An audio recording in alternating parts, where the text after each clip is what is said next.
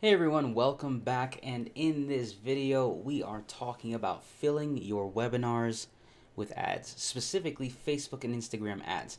Now I know a lot of us have been using webinars over the years. We've used this platform quite a bit over the years. Obviously, if you've made it to this point, you know there are all sorts of ways that you can scale your advertising, especially when it comes to generating leads, producing purchases for your stores.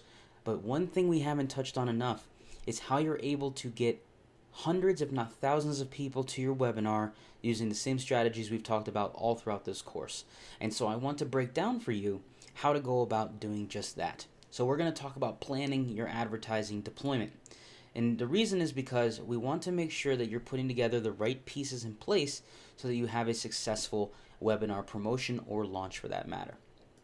Now, with that being said, we're talking about filling your webinars with Facebook ads, and well, let's be honest, it's not as difficult as you think if you understand the psychology and the creativity that goes into making sure that people are paying attention to what you're putting out on the network. So, this is the exact process I use for myself and my clients. It does require practice. I want to make that very clear. You're going to have to do this several times in order to get right. You're going to have to go through this module several times just to make sure that you do this whole process correctly from day one. Expect to do about 2-3 webinars in order to make sure this process is down pat, and then also I want to make sure you save yourself some money and headaches in this process. So let's talk about the time frame. Okay, there's live webinars, there's auto webinars. We follow this process quite a bit. You can obviously change it up to what works for you, but this is what works for us. So we do about a 5 to 7 day promotion cycle if it's a live webinar. Essentially, think about it this way. If the webinar is on a Thursday, we'll start ads as early as the previous Thursday, maybe even the previous Friday. That way we have enough time in order to test the copy and creative before we start to scale things up for that webinar. So allow about 5 to 7 days. Obviously, if it's a Thursday webinar, the latest we would start is Sunday. That way we have some time to really ramp things up. I like to allow at least 7 days for a full optimization period. Might I add that this also includes if you're going to do a replay or you're going to do a close down sequence. Like that adds more time to your optimization window because you're also going to be advertising for replay viewers or people who maybe made it to your sales page but not to the cart. And we're going to talk about that quite a bit in a different video. Now, keep in mind, it does take some time in order to optimize for registrations unless you get it correct from day one. So if you are going to start with high budgets, you can actually do a 5-day window. You can even do a 3-day window if you want, but you're going to have to be a lot more aggressive in your advertising. The average spend we see during the testing phase of a webinar is about $2,000 to $5,000. Some people are spending less, but let's just imagine if you're going to do a full launch with enough people to show up, most of the time you're going to spend a couple $1,000. The average spend that we see during an optimization period, meaning after they've done at least a round or two of webinars, are spending about $3,000 or more.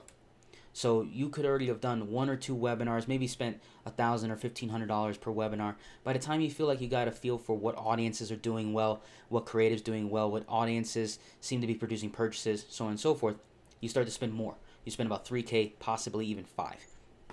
Cost per registration during testing phase. This is dependent on the industry you're in, but in a lot of the industries that we advertise in, we're seeing about $4 to $6 a registration in the testing phase, and sometimes we even see as low as $3 to $5 of registration during optimization.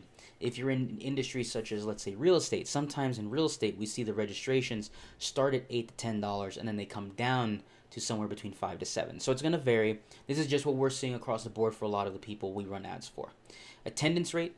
20 to 30% of the people who register will show up if this incorporates your email list or warm audiences.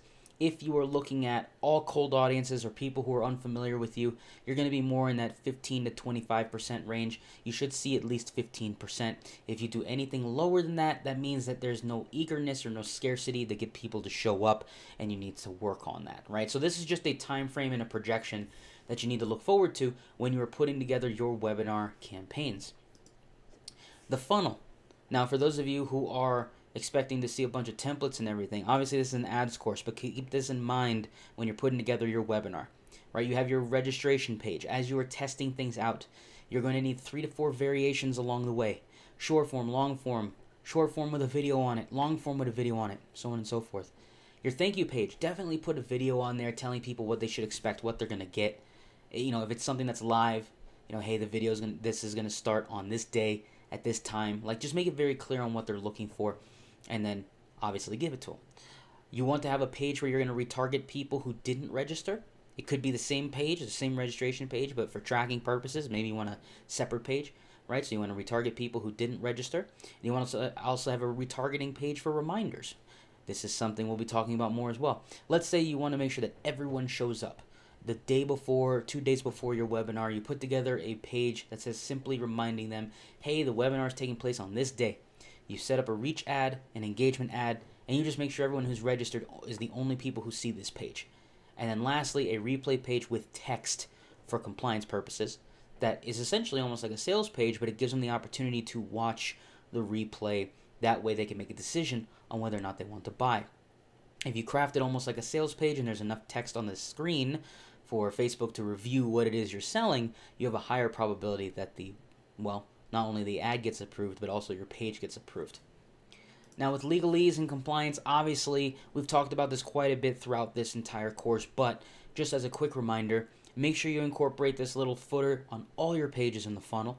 This site is not a part of Facebook website or Facebook Inc. Additionally, this is not endorsed by Facebook in any way.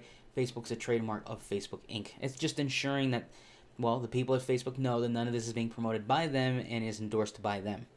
Also, make sure you have your copyright, your business name, and if you are really wanting to make sure that you look like a legitimate business, link to your About Us, your terms and conditions, an earnings disclaimer, privacy policy, contact us, so on and so forth. If you want to take it one step further, business name, business address, and now you have every possible thing that you need for compliance purposes so that Facebook knows that you are a legal and supporting business in your country. When it comes to pixels, before ever starting an ad, make sure you have your pixel in place. Of course, you can do this with the conversion API, you can do this with the existing universal pixel, but we want to make sure that you want to have page views being tracked, you want to have complete registration as the thing that is going to be tracked when someone registers. This is what you're optimizing for. View content is for people who hit your sales page or your replay page. You can decide on which one's more important to you. If you turn your replay page into a sales page, you have a 2-for-1. You could set it up as view content. Add to cart is for your cart, and then purchase are for people who've purchased. And so keep in mind, your add to cart and purchase pixels do not always pull 100% accurate data, as we know with all pixels in this case. So this is typically better for evergreen campaigns. So when you're doing anything that is live, you're basically looking at registrations and view content, and of course maybe some add to carts too. Purchases will be here and there.